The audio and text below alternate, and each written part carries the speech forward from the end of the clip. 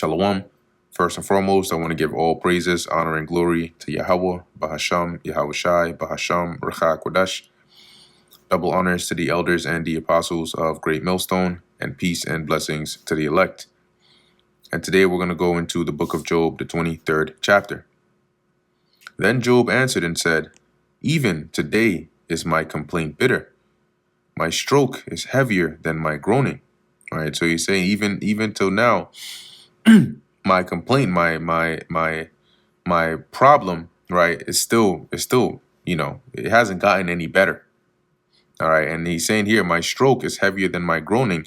That stroke is the affliction, okay, that is upon him, as he's saying, is heavier than his groaning, his cries of anguish.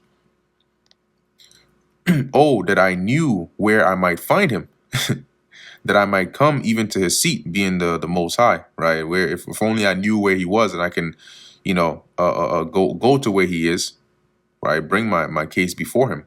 I would I would order my cause before him, and fill my mouth with arguments, right? So basically, I'd bring my case before him, right, and present all my arguments, all my everything I got to say. I would know the words with which he would answer me, right, and understand what he would say unto me.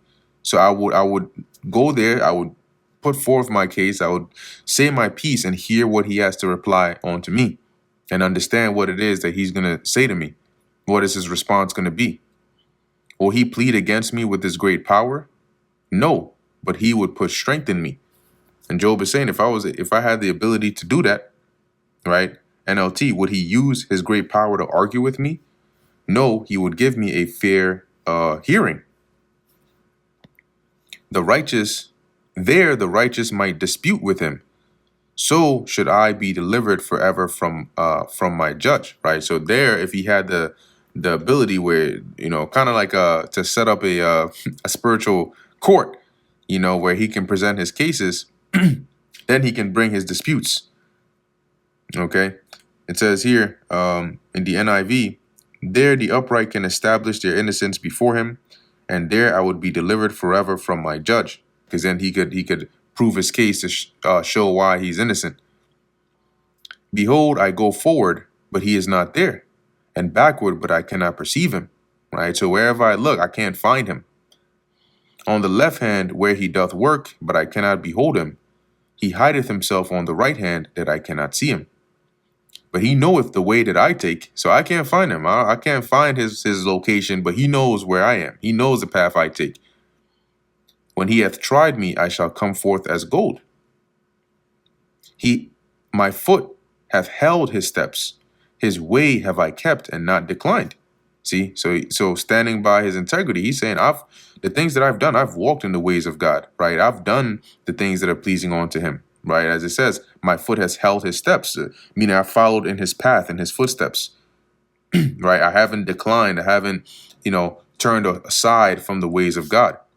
Neither have I gone back from the commandment of his lips. Whatever it is the Lord, ordered us or commanded us to do, I did.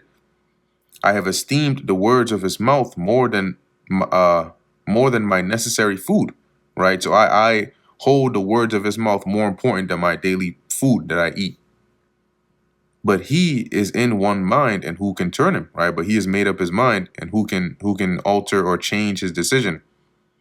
And what his soul desireth, even that he doeth. So whatever he sets his mind to, whatever the Lord says he wants to do, that's what he's going to do, right? Nobody can stop him.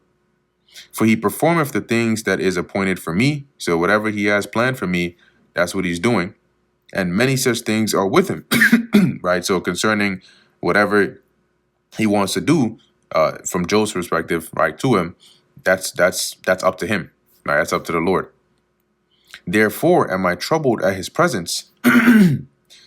When I consider, I am afraid.